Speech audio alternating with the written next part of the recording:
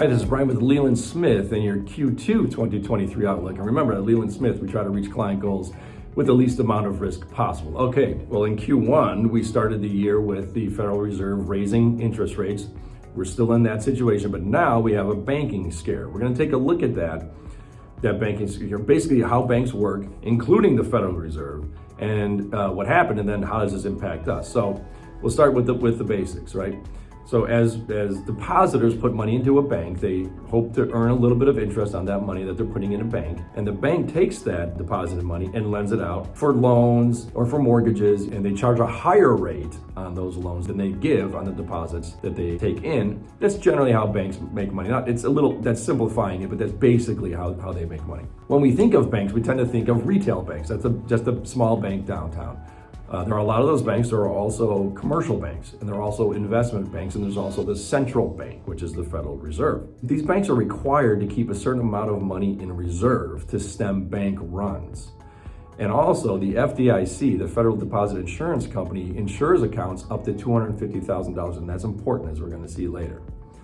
So the central bank, or the Federal Reserve, is actually a system of banks, a system of 12 regional banks. And the Fed influences the economy through money supply and credit conditions to make sure the economy doesn't get too hot or too cold, and to sort of steer it.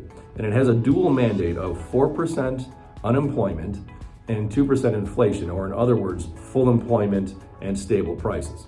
And the Fed does this through increasing or decreasing the money supply, increasing or decreasing interest rates, also changing reserve requirements. They can buy treasuries, and they can also lend to banks.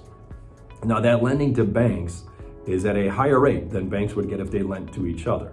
And during this environment, with the Fed rapidly raising interest rates, coupled with the massive influx of money during the pandemic era, and with the stimulus packages, both from the fiscal policy and monetary policy sides, it plays a large role in this banking situation. So what happened?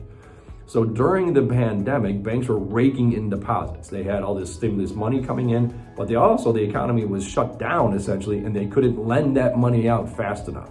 So they bought treasuries instead of lending some of that money out. And recall that when interest rates rise, bond prices go down.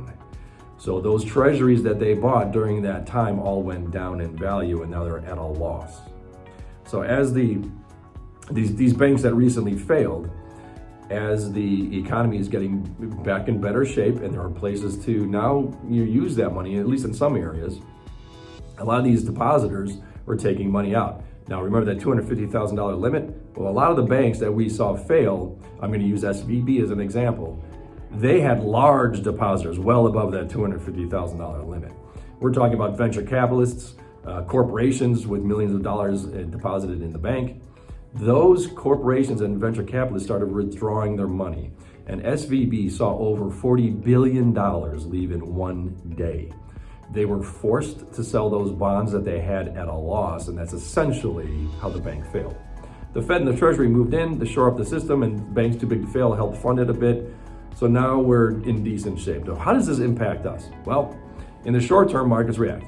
And SVB collapsed on March 10th. After that, the Fed stepped in and markets rebounded a bit. And it's a good example of short-term noise.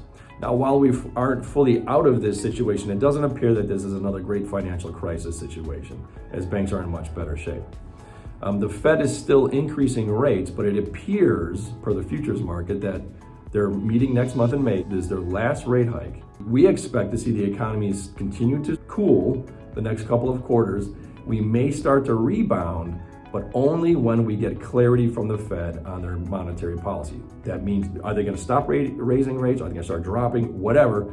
We need to have some kind of clarity. Now, remember that the stock market has a very good track record of dealing with situations like this and coming out ahead over the long term. All right, well, thanks for watching. That's it for this time. Keep an eye out for our next video. And remember, at Leelyn Smith, we try to reach client goals with the least amount of risk possible. Thanks for watching.